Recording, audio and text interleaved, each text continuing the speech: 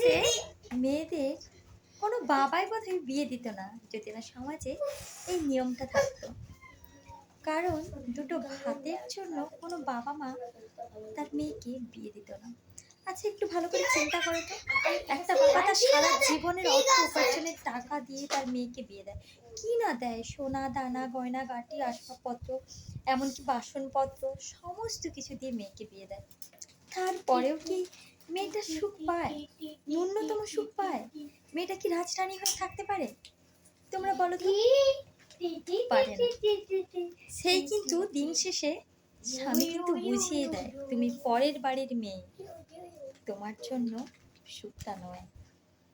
যতই একটা মেয়ের বাবা বড়লোক হোক না কেন, যতই মেয়েটাকে তার বাবা সমস্ত কিছু দিক না কেন, তারপরেও কিন্তু মেয়েটা থাকে সেই ঠিক চাকরানির মতো।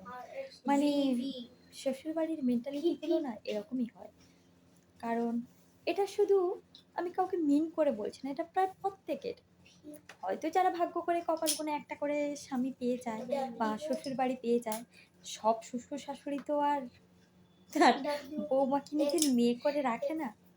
তবে সেই মেয়ে তো ভাগ্যবতী যার শ্বশুর শাশুড়ি স্বামী সবার সেই মেয়ে নয়নের মনে।